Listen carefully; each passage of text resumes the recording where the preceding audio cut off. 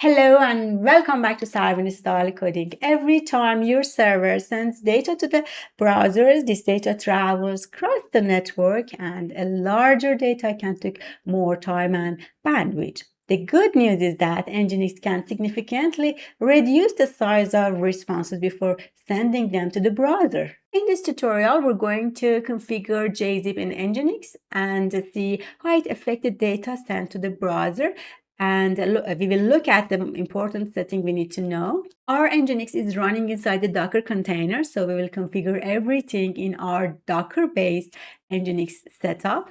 Don't worry if you are new in NGINX or Docker. I've already created a complete course on both topics. You can find the tutorial link in description below. And if you are following this series, consider subscribing. And now if you're ready, let's get started. In this section, we're going to talk about HTTP compression and how NGINX can help us to make our application faster. Whenever a browser requests a website or an API, the server needs to send data back to the client.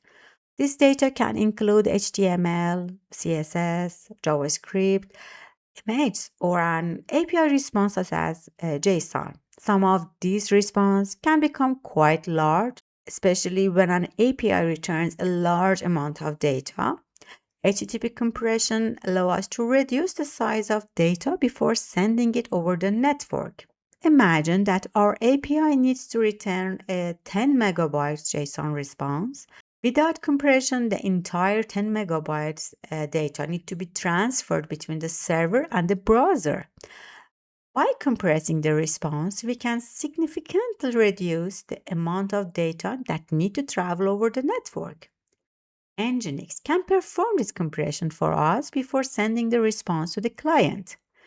The browsers receive the compressed response and automatically decompresses it.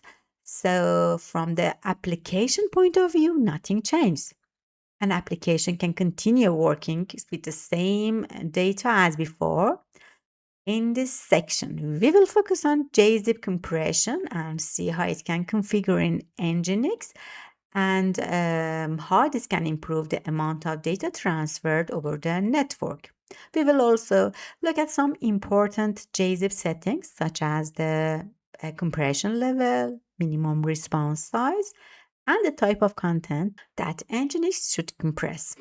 Before we start configuring Gzip, let's take a quick look at our application. We have a simple application running inside the Docker Compose file. We have a backend, frontend, NGINX, and we define service for each of them inside the Docker Compose file. We also run NGINX inside the Docker Compose file as a service. We have a default.conf file here. As you can see here, we have a proxy path for web API and database.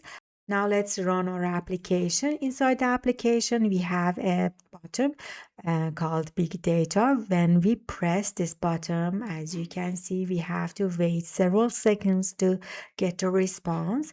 If we look at the DevTools here, as you can see, the response is quite big. It is more than 9,000 kilobytes. So as you can see, the response takes several seconds to reach the browser. The main reason is that we're sending a large amount of data over the network, but we can improve it using the NGINX. By compressing the response before sending it to the browser, we can significantly reduce the amount of data that needs to be transferred. This can make response faster, reduce bandwidth usage, and ultimately provide better experience for a user. So let's see how we can use NGINX to compress the response and make the application more efficient. Before we change anything, let's take a closer look at what actually happens between the browser and our server. So if I click the big data here, you can see in a header bar, we have the request header. As you can see here, we have the Accept-Encoding header. This header is sent by browser to tell the server which compression format it supports. And as you can see, my browser supports Gzip and Brightly and two other type of compression. And on the response side, which is here, we have the content encoding header. This tells the browser which compression format was actually used by user. And as you can see here, we don't have content encoding. It means that our response doesn't compress. So browser first tell the server what it supports, and the server can decide whether to compress the response and which compression format to use. Now that you understand how browser and server communicate about compression, let's configure Gzip in NGINX. Now let's go to our source code, and inside the default.conf file, which is the configuration file of NGINX, let's at the top configure Gzip. First of all, we need to write Gzip and set it to on. This enable Gzip compression in Nginx. Once it's enabled, Nginx can compress a legible response before sending them to client, but we won't want to compress every response. We need to tell Nginx which response should be compressed. So we have to write here Gzip underline min underline length, and I set it to 1000. This defines the minimum response type that Nginx will compress. I've set it to 100 bytes, approximately 1 kilobyte. So if the response is smaller than 1000 bytes, Nginx won't compress it. This makes sense because compressing a very small response doesn't provide enough benefit. So let's go to the other part. We want to specify which file types should be compressed.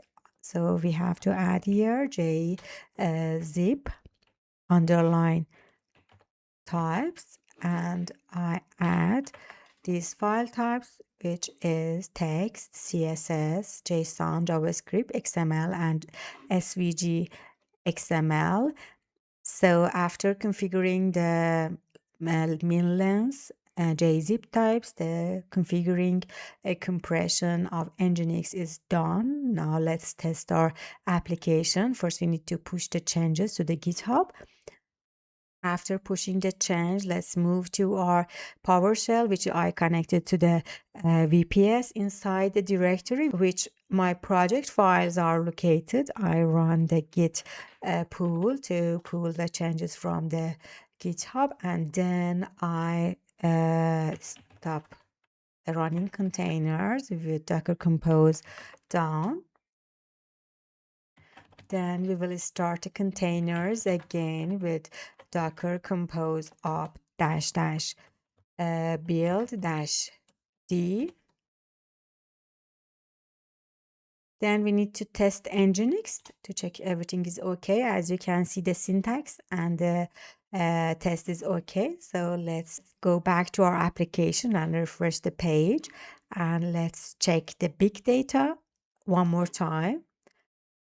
And as you can see here, a significant difference. The size is reduced to 1600. Before enabling Gzips, our API response around 10 megabytes, but after enabling Gzip, the amount of data transfer has dropped around 1.6 megabytes. The important thing is that we didn't change anything in our API. Our Nginx application is still running the same JSON data.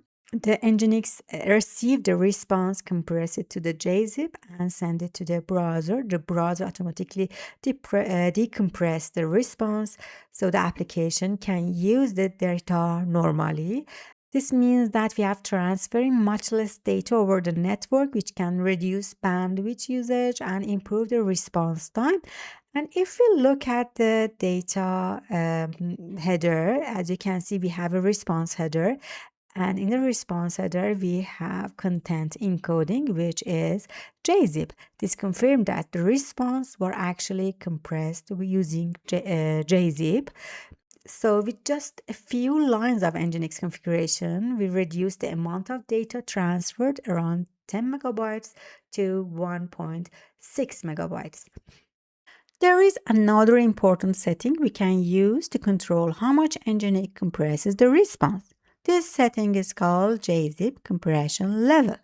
The compression level controls how much effort NGINX put into the compressing the response. The value can be between 1 and 9. So let's add these settings here. Gzip underline comp underline level, and let's add it to 1.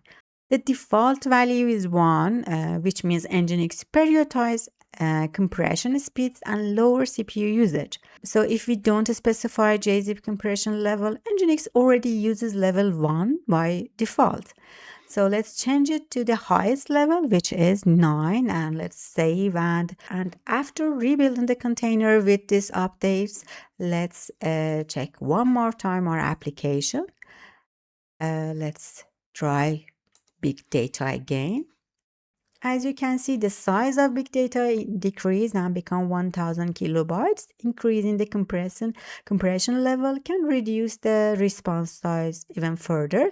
However, there is a trade-off here. Higher compression levels requires more CPU and take more processing time. So level 9 doesn't necessarily mean that our application will be faster. We don't always want the highest compression level. We want a good balance between the compression ratio and CPU usage and response time.